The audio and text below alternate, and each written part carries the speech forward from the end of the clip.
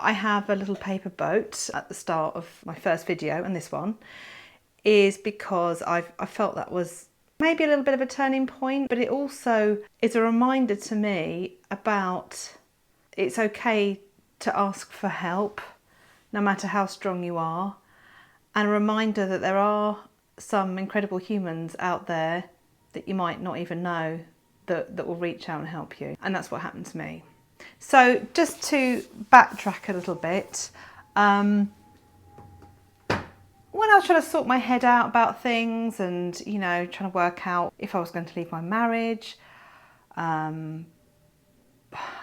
obviously that's not an easy decision, so it took me a few years actually. But in that time, you know, I've read books to help my mind, thinking that maybe there was something wrong with me. I will actually share some of those books because, well, the ones that I feel have helped me the most, that really helped me to understand what my triggers are, where they've come from, and so that when I am triggered about stuff now and again, I can, to some extent, either take some control back over my thoughts or at least have awareness of them rather than spiralling down.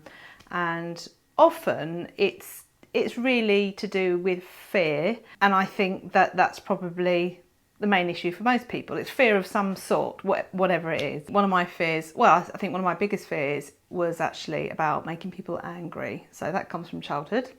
So one of the things that I did, I'd come across Shetty. You may have heard of him. Quite a prolific young guy, Indian background, British, and for a few years when he was quite young, he was a monk, and he's now, you know, he's got a huge membership, millions of people. He does live workshops with like a theme each month and meditations, and I was a member for a year and I really enjoyed it.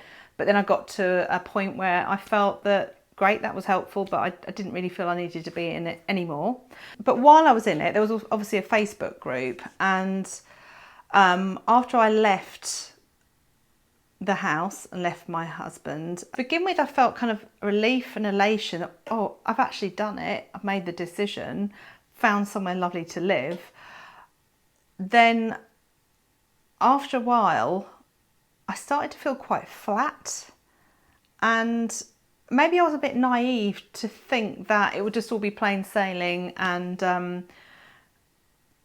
I wouldn't feel, well, I wouldn't be hit by grief. And I was hit by grief, because even though it was my decision to leave, we'd been together a long time. I still cared for him and love him, even though it was the end of the relationship for me. I found it was especially on Sundays, because during the week I'd be at the studio doing work, and I would normally go out with a friend on a Friday or Saturday night. And a Saturday I would keep myself busy, whether it was at the studio or just kind of doing errands or shopping or whatever. And on a Sunday, that's when it would hit me. And I had a lovely house that I was renting right on the canal in Berkhamsted, which is really pretty.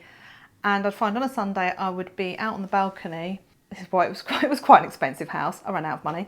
And I would see all these seemingly happy families walking past, and with their dogs and looking like they're having fun. And I just felt literally like almost a self-imposed prisoner up in my little tower, just looking out in the world below that I wasn't part of. And I felt a bit resentful. It almost annoyed me that I could hear people, whatever, chatting, laughing, or dogs barking. It was just normal life going on, but I wasn't part of it. And so it started to kind of grind on me a bit. And I felt such an intense feeling of loneliness. There were times in low points I just thought, what the hell have I done? I'm here on my own. I feel a bit miserable. I could just be back at the house with my husband, because, you know, despite the reasons I left, he cares about me, he loves me. Wouldn't that be easier?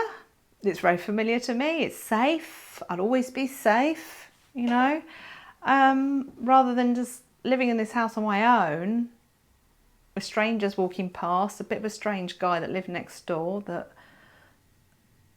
that I could hear banging about sometimes. It got to a point, it was always every Sunday, and then one day I tried to help myself. I'd go for walks along the canal. I would journal, sometimes meditate, but things kind of got to a tipping point, and I think stuff happens for a reason. I think even just feeling really, really low happens for a reason, so that you do something about it.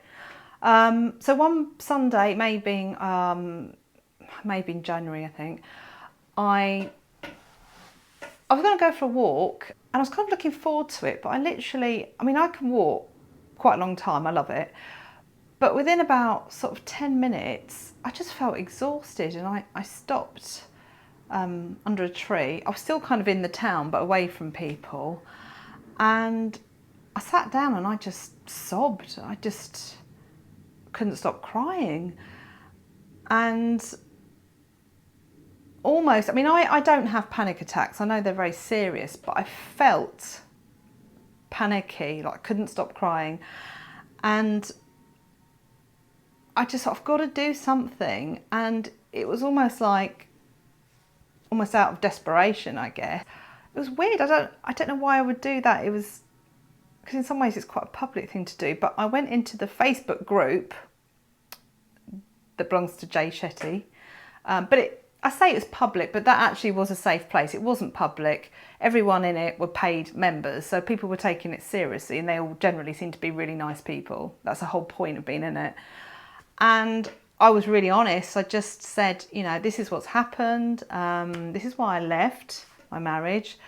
And to cut a long story short, I just said, I've never felt so alone in all my life.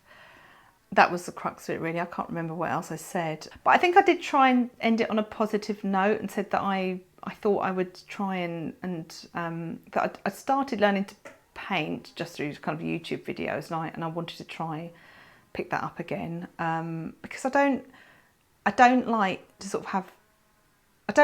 just end anything on a negative note, because to be honest, I'm actually quite a positive person, really, deep down. But events, circumstances, people can just bring us down, or trigger our own self-belief into maybe bringing ourselves down, if that makes sense. I do remember actually, because rather than just writing the text, I thought, well, I'll put an image in that's at least beautiful, so at least my help, I need some help, will have a nice picture attached to it. And I just took a photo of a painting I did. It was actually from a Bob Ross tutorial, oil painting, when I was just learning to paint with oils. I'm still a beginner, by the way.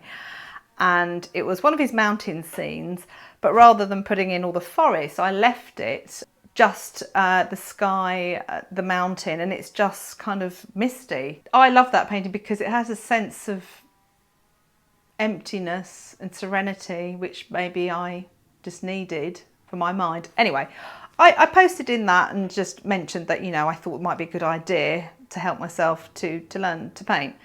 So I had so much love and comments on that post.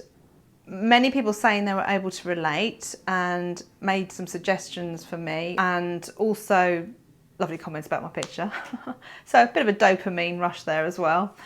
And then a few women contacted me directly in the direct message and just said, if you ever need to chat, I understand, I've been there. Actually, it gives me goosebumps, actually, just remembering.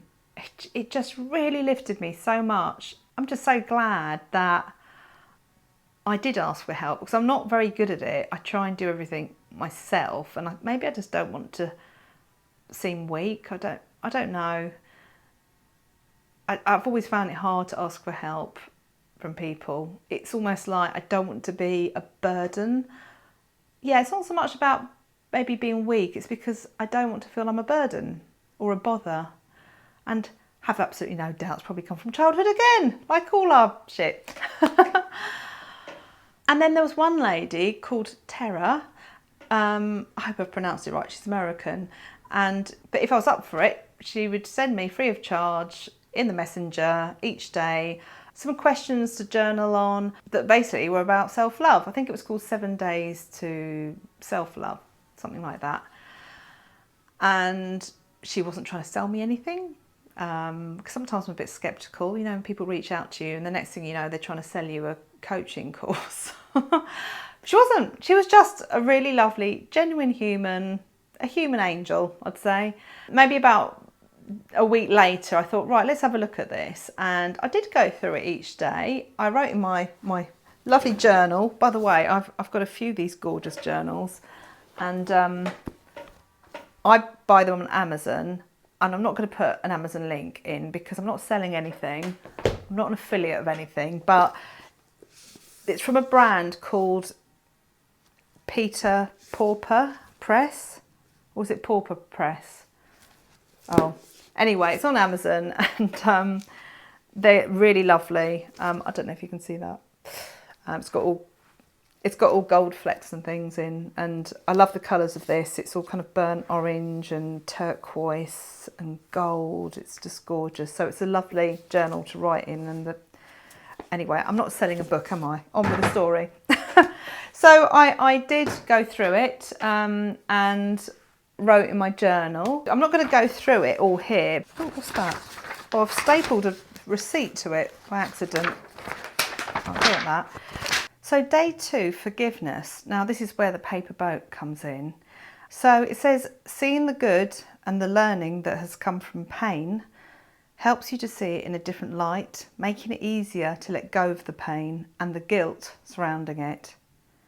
So the journal prompt for that day was to forgive yourself and to answer the following questions in your journal. What is something I want to forgive myself for?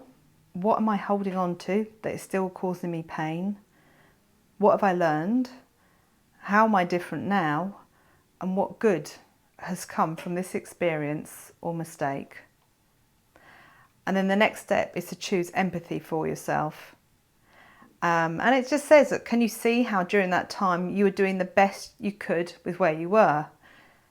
And it's possible you're acting from a place of unmet needs. Can you feel compassion for yourself at that time? And could you offer grace to yourself for doing the best that you could with where you were? In fact, I often say now that when people kind of regret doing something or feel they've messed up, and I just say, you know, that you did what made sense to you at the time. And I remember a very wise lady saying that to me, and it really helped, because it's true. You know, you're basing your actions and your thoughts on your core beliefs and experiences of the world around you that were formed at a very young age. So then next it's time to let go of it all, and you actually have to mean it. It needs to come from the heart. So you can start this through writing, and then you can go outside and say it out loud or shout it out the car with your windows open. I didn't do that. So then you just write on a piece of paper, I forgive myself for whatever it is. I choose to see or think or feel, understand or learn, whatever it is. I'm grateful for this experience, all those experiences, because blah, blah, blah, blah. And then after you write it all down, it suggests lighting it on a fire. Okay, caveat here, if you're going to light any fires, please be careful and don't blame me if anything goes wrong. In fact, at the moment, don't light any fires because we seem to be having a worldwide drought. But anyway, I did at the time, back in January, and I was by water, so I thought that was okay. As it burns, say out loud, I choose to let this go, and I deeply and completely love and accept myself. Just as the paper dissolves and disintegrates, let your pain dissolve and disintegrate with it. And just say out loud, I choose to let this go, and I deeply and completely love and accept myself. That's really hard to say, actually. Still, I'd find that hard to say if there were actual people sitting here with me live. I think most people would almost feel almost a little bit silly saying that, or self-conscious, which just shows that we have a bit of a problem with it. So when I read that bit about burning the paper, well, the light bulb came on, and all I could see was a boat burning, a Viking boat going off to Valhalla. So obviously that's what I did. I couldn't remember how to make a paper boat. I had to Google it. I got myself down the reservoir. I made a paper boat, decided it needed a sail. So I stuck a leaf in it. Obviously the paper boat was made out of the piece of paper I'd written that stuff on, about what I wanted to let go of. And I went down to the reservoir, and there's one part of the reservoir, a lot of the reservoir has a big high wall around it, okay? So you're not like, it's not kind of level with your feet or anything, you're up high. But round one side, where there's lots of trees and things, there is almost like a little tiny sort of, well, I'd call it a beach. It's not really a beach, but you could, if you wanted to, walk straight into the water. I wouldn't advise it. You're probably not supposed to either. But I went down there, and among the trees, and the water was just gently lapping in, and I had my matches, put my boat down, said the words out loud that you were supposed to say, lit it, and not much happened. I thought there'd be a raging inferno and it would be dramatic, but it kept going out. Then the paper got all soggy. But anyway, it did burn a little bit, and I filmed it and thought it'd be nice to film it in slow motion because I'm a little bit dramatic like that. But actually it was just very meaningful to me. And the amazing thing is that whatever I wrote on that, I can't remember. So it clearly worked because I've let go of it. I think I can just about make out the words possibly unconditional love, but I don't know what the rest of the sentence is at all. And that's good. I've let go. Whatever it is on there I needed to let go of, I have. So that worked for me. I did burn it properly in the end.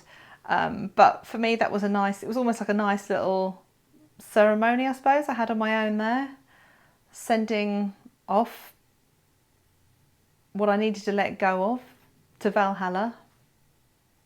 I don't know when I became a Viking, but there you go.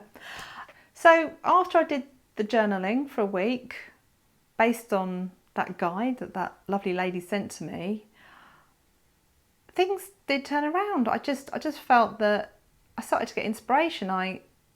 After I'd felt so alone, I thought, well, maybe, I do have a couple of close friends.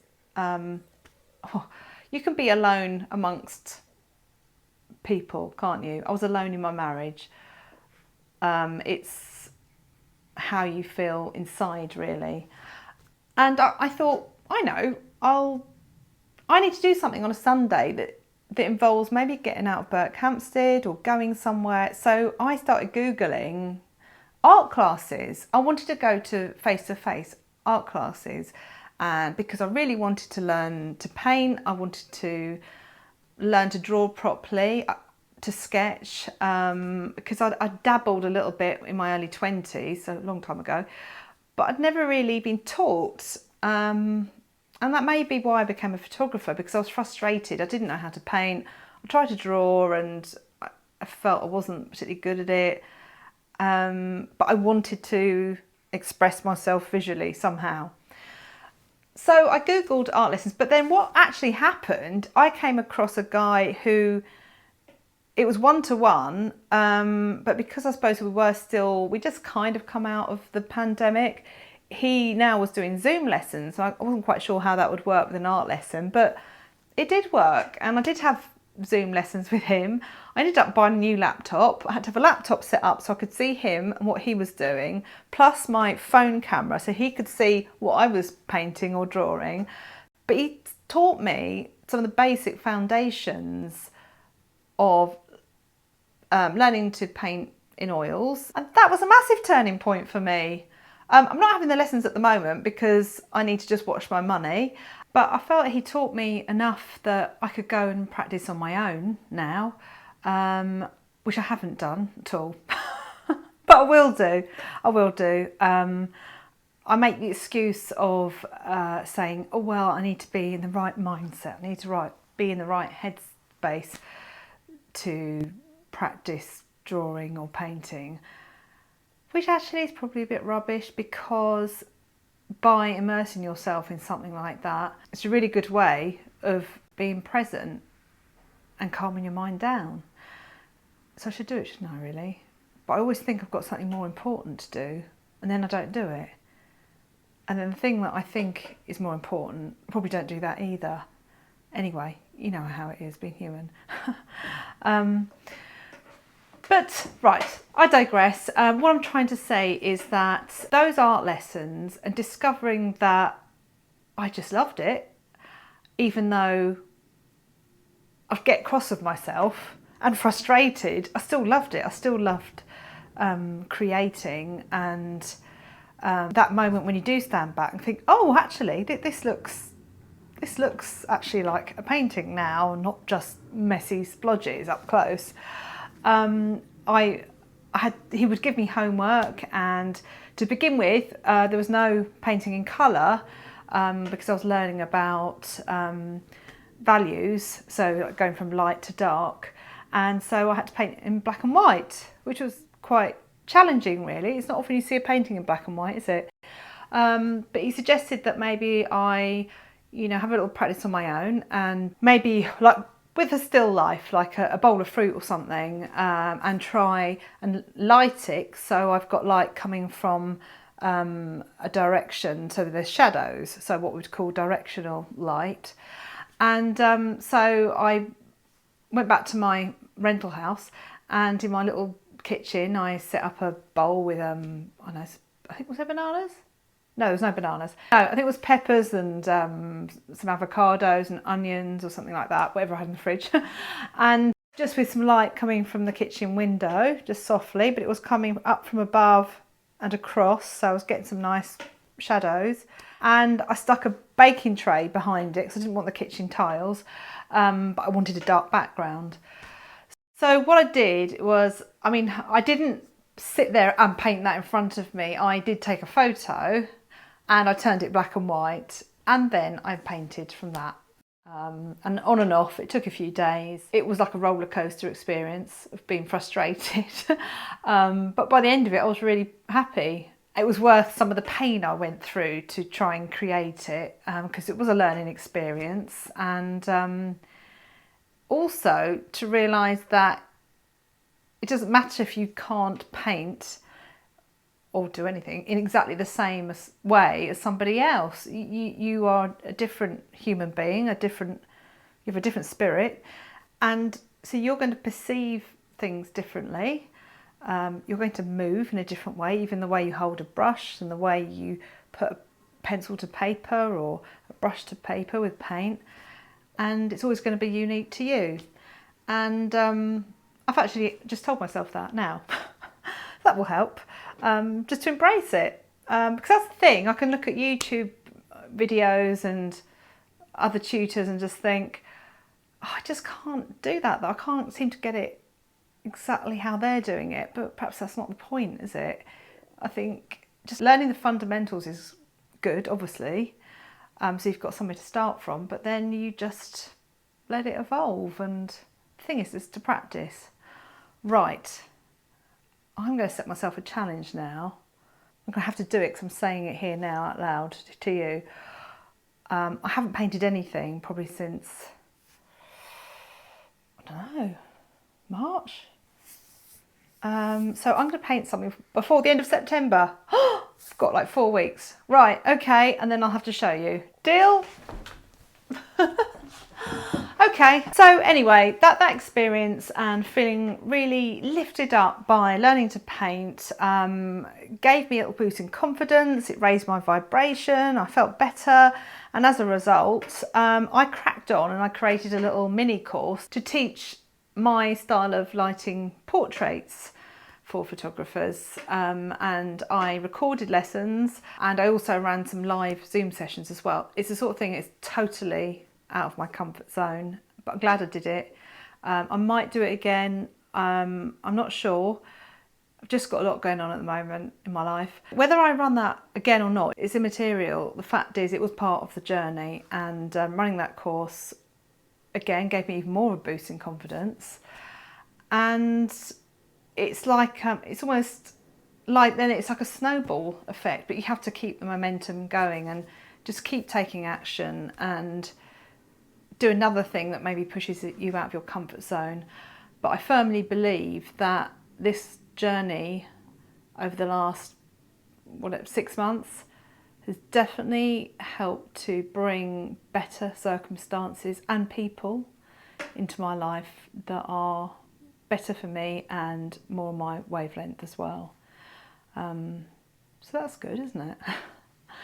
If you'd like me to share that 7 days to self-love journaling that I did, honestly, it wouldn't take you very long every day, but don't read it all in one go and try to do it all at once. Just do spread it out, because I feel like even your subconscious needs to kind of just process what you've written and any insights that you've had.